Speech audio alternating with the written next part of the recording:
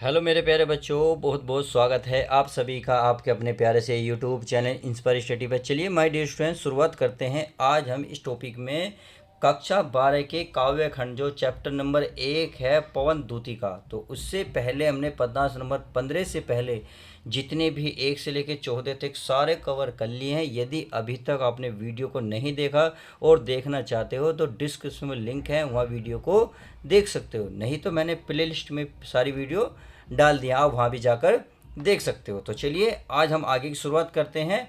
और जैसे कि पिछली वीडियो में बहुत अच्छी रेस्पॉन्स मिला है, चलिए उम्मीद है इसमें भी ऐसा ही मिलने वाला। अर्थात वीडियो आपको पसंद आ रही है, बहुत अच्छी बात है। तो वीडियो को फटाफट लाइक कर दीजिएगा।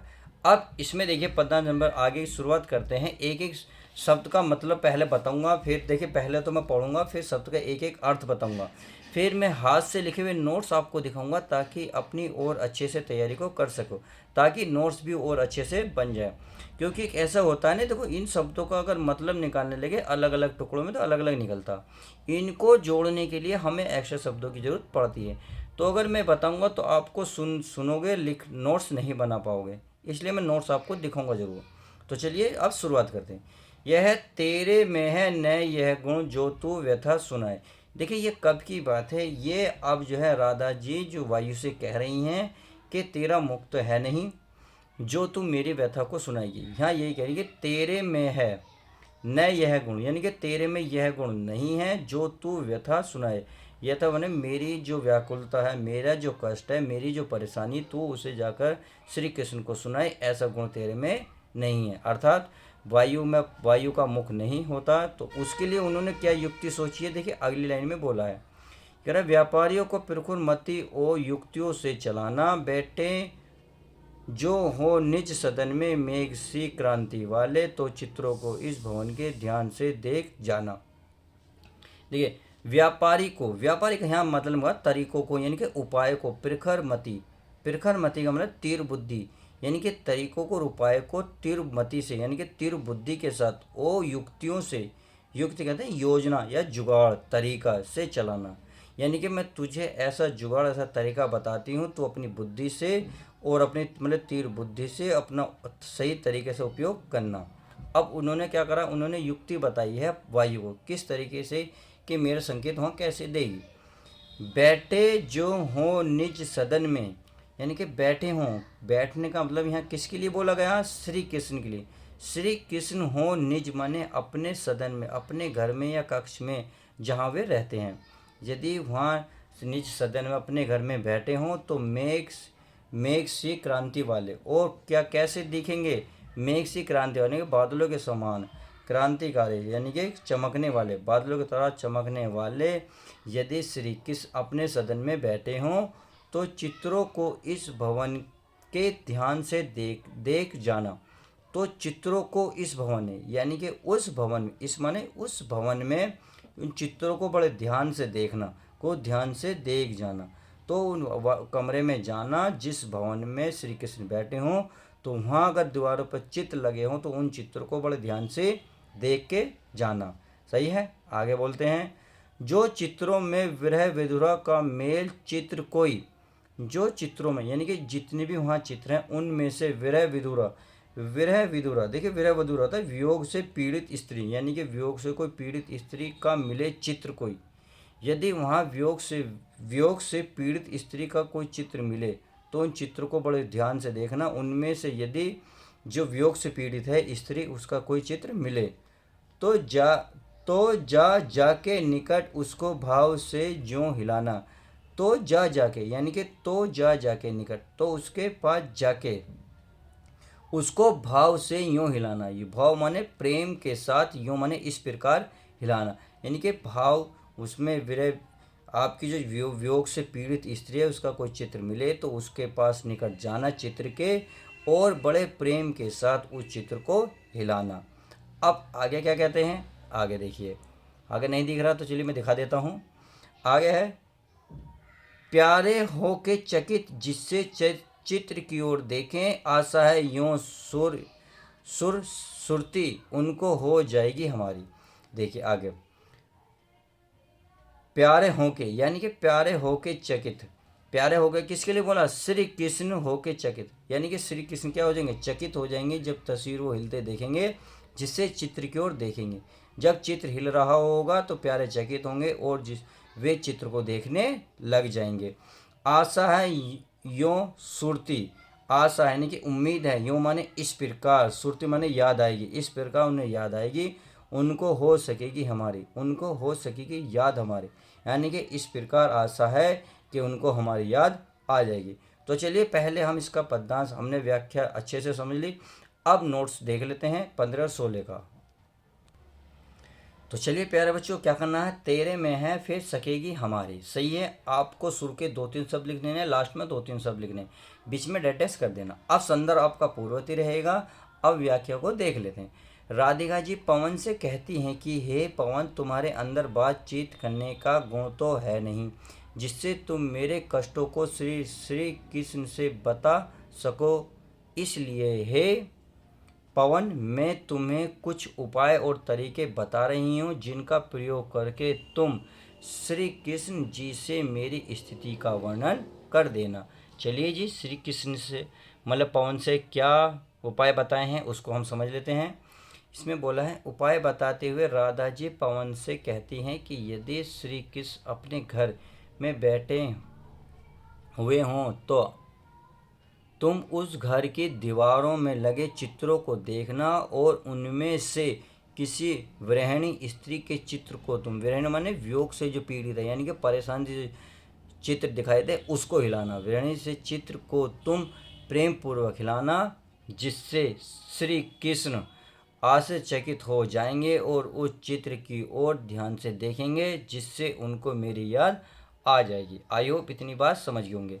अब काव्यगत सौंदर्य भी देख लेते हैं, चलिए ये भी इम्पोर्टेंट है। काव्य के सौंदर्य में अगर भाषा की बात करें तो खड़ी बोली, छंद का मद्राकांत, शैली की प्रबंध, अलंकार, उपमा, अनुप्रास और मानवीकरण, सही है। गुण की बात करता हूँ तो प्रसाद और शब्द शक्ति अधिधा। अब आगे पदांश देखते हैं। तो चलिए अब हमने 15-16 देख लिया, अब 17-18 को ध्यान से देखते हैं। जैसे कि हमें वो समझ में आया, बिल्कुल सेम इसी प्रकार कोशिश करूँगा, यही सारा समझ में आ जाएगा। नोट्स तो केवल आपको दोबारा समझाने के लिए या नोट्स बनाने के लिए है। देखिए, जो कोई भी इस सदन में चित्र उद्यान का हो, अब उसने बात करी अगर वियोग से पीड़ित स्त्री का मिले तो क्या करना है, अब दूसरा चित्र मिले तो उसकी बात कर रहे हैं। यानी कि जो कोई भी इस सदन में यानी कि इस घर में, यानी कि उस रूम में जिसमें श्री कृष्ण बैठे हैं, में चित्र उद्यान का, उद्यान माने बगीचे का हो, यानी कि जिसमें श्री कृष्ण बैठे हों, यदि उसी रूम में, उसी घर में या कमरे में यदि तुम्हें चित्र बगीचे का मिले तो क्या करना है। देखिए आगे बोलिए, हो यूँ प्राणी विपुल उसमें घूमते बावले से।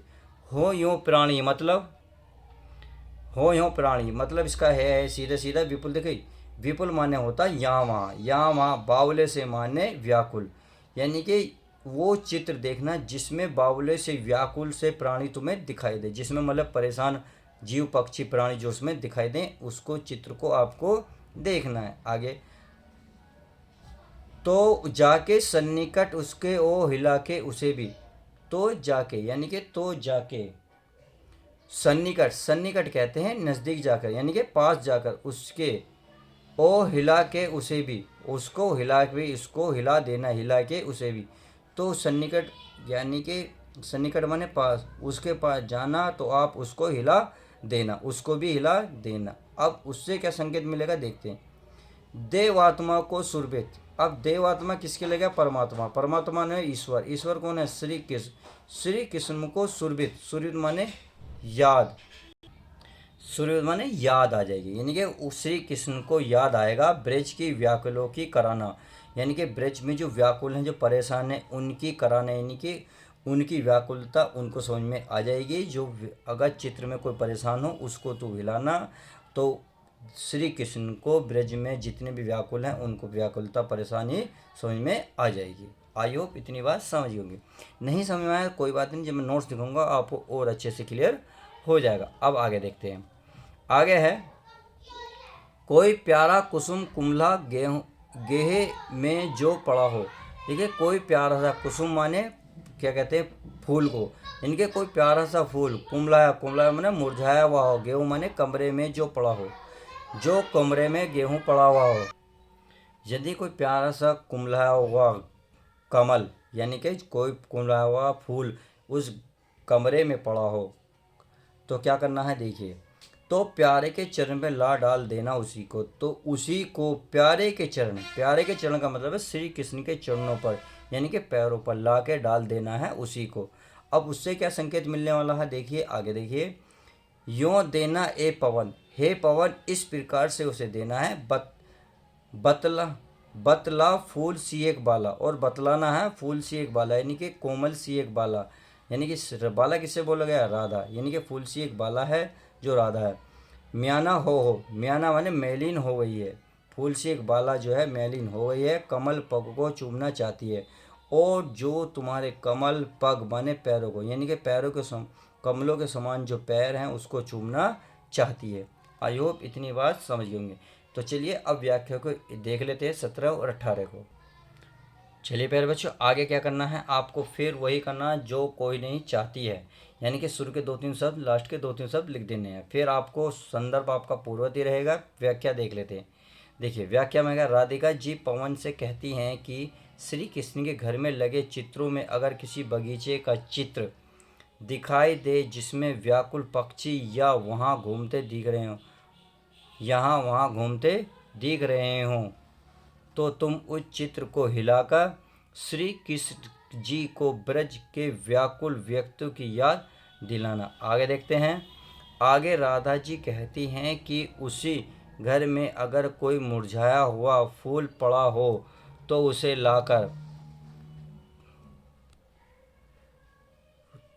लाकर श्री कृष्ण जी के चरणों में गिरा देना। इस प्रकार से वह समझ जाएंगे कि फूल के समान एक कोमल बालिका उनके वियोग में मुरझा गई है और उनके पैरों को चूमना चाहती है। आई होप इतनी बात समझ होंगे।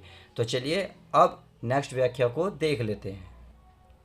अब नेक्स्ट देखते हैं पद्यांश नंबर 19 और 20 को। तो चलिए ध्यान से देखेंगे। कह रहे हैं जो प्यारे मंजू उपवन या वाटिका में खड़े हो, यानी कि जो प्यारे, प्यारा माने श्री कृष्ण, मंजू यानी कि सुंदर, उपवन माने बगीचा या वाटिका में खड़े हो, यानी कि श्री कृष्ण यदि वाटिका या उपवन में खड़े हों तो छिद्रों में जा क्वांडित करना वेणु सा कीचकों को। देखिए छिद्रों को यानी कि जहाँ स्पेस होता है छेदों में जो क्वांटिट, देखिए क्वांटिट का मतलब है बजाना, बजाना करना। वेणु सा मतलब बांसुरी के समान। कीचको का मतलब होता है बांसों को, यानी कि उन छिद्रों में जाना। यदि श्री कृष्ण उपवन वाटिका में खड़े हों तो वायु छिद्रों में यानी कि बीच में जहाँ आपको छेद मिले वहाँ घुस जाना और बांसों को इस तरीके से हिलाना या बजाना जैसे बांसों को, यानी कि जिस प्रकार से बांसुरी बजती है। आई होप इतनी बात समझ में, यानी कि आप उस छिद्र में जाना और बांसों को इस प्रकार से बजाना जैसे बांसुरी बजती है। यो होवेगी सूरती, यो माने इस प्रकार हो जाएगी, सूरती माने याद, उन्हें इस प्रकार से हमारी याद आ जाएगी। उनको गोपांगना की, सर्व माने सभी, गोपांगना गोपियों की, इस प्रकार से उन्हें याद आ जाएगी, उन्हें सारी गोपियों की, जो हैं वंशी श्रवण रुचि से दीर्घ उत्कंठ होती, जो हैं वंशी माने वंशी श्रवण, वंशी माने वंशी, श्रवण रुचि क्या, श्रवण माने देखा सुनना, सुनने वाली रुचि से दीर्घ उत्कंठ होंगी। दीर्घ माने लंबी, उत्कंठ का मतलब प्यारा अच्छा व्याकुल होती होंगी, यानी कि बंसी सुनने के लिए वहाँ की जो है गोपियाँ बहुत दिन से व्याकुल हैं। इतनी बात समझ में आ गई। अब आगे देखते हैं आगे क्या कहते हैं। चलिए आगे भी अच्छे से देख लेते हैं। ये कह रहे हैं ला के फूल कमल दल को श्याम के सामने, ला के यानी कि ला के हे पवन, तो फूल माने सुंदर, कमल दल मतलब जो कमल की पंखुड़ी होती है, फूले माने ना खिले हुए फूलों के, यानी कि जो फूल खिला हुआ था उसकी पंखुड़ी की बात करी गई है, यानी कि खिले हुए फूलों की पंखुड़ी को ला के श्याम के सामने ही थोड़ा थोड़ा विपुल जल में व्यक्त होकर डुबो देना, यानी कि जो फूल खिला हुआ उसकी पंखुड़ी को लाना और श्याम के सामने ला के डुबो कर, यानी कि लाकर उन्हें डुबो कर उन्हें हमारी याद दिला देना। तो ये थोड़ा थोड़ा डुबोना, जल में डुबोना और उनको हमारी याद मान के इस प्रकार से डुबोना है जिससे हमारी वो याद आ जाए। यूँ देना है भागनी जलता, यूँ देना यानी कि इस प्रकार से देना है भागनी है बहन, इस प्रकार से देना जलता है अंध भोज नेत्रुम। अंध भोज नेत्र देखो किसके लिए बोला, कमलों के समान नेत्रों वाली, यानी कि राधिका की बात करिए। नेत्र के समान जो राधिका है उनको इस प्रकार से याद करें। आँखों को हो विरह वधुर, वारी हो भावती है, यानी कि जो कमलों के समान नेत्रों वाली होती है। देखिए जलता क्या होता है, जलता होता बता दोगी, बता दोगी ना उसे कि एक कमलों वाली जो नेत्रों वाली यानी कि कमल के समान जो नेत्रों वाली है। आँखों को हो विरह वधुर, विरह वधुर होता है वियोग यानी कि वियोग में, विरह माने विरह, विधुर माने वियोग में, विरह वियोग में यानी कि दुख से पीड़ित।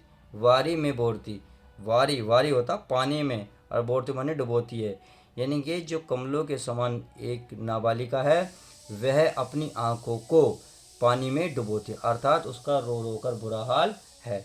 आई होप इतनी बात समझ गए होंगे। तो चलिए अब अच्छे से हम व्याख्या को देख लेते हैं हाथ से लिखे नोट्स में। यदि प्यारे बच्चों वीडियो पसंद आती हो तो प्लीज़ लाइक कर दिया करो और चैनल पर नहीं हो तो चैनल को सब्सक्राइब किया करो। चलिए अब नोट्स को देख लेते हैं। तो देखिए आपको फिर वही पुराने शब्द यानी कि शुरू के प्यारे दो शब्द, लास्ट के दो शब्द, सही है। संदर्भ आपका पूर्ववर्ती रहेगा। व्याख्या, राधिका जी तरीका बताते हुए पवन से कहती है कि यदि श्री कृष्ण जी किसी बगीचे में खड़े हों तो तुम उस बगीचे में जाकर बांसों को बांसुरी की तरह बजाना, जिससे उनके सभी गोपियों की याद आ जाएगी और वह समझ जाएंगे कि एक समय गोपियाँ भी उनकी बांसुरी की ध्वनि सुनने के लिए व्याकुल हो जाया करती थी। अब आगे देखते हैं। आगे राधा जी कहती हैं कि कमल की पंखुड़ी को तोड़ लाना और श्री कृष्ण के सामने उसको व्याकुल हो होकर पानी में डुबोना, जिससे उनको याद आ जाएगी कि कमल के समान नेत्रों वाली राधा प्रतिदिन अपने नेत्रों को आंसू में डुबो देती, अर्थात उनके वियोग में रोती है। आई होप आज की वीडियो बहुत अच्छी लगी होगी, आपको समझ में बहुत अच्छे से आएगी, अपने नोट्स भी अच्छे से बनाया होगा। चलिए वीडियो को लाइक कर दीजिएगा और शेयर भी कीजिएगा। मिलते हैं किसी और नेक्स्ट वीडियो में, जब तक के लिए तो goodbye, take care, love you guys, अपना ध्यान रखें।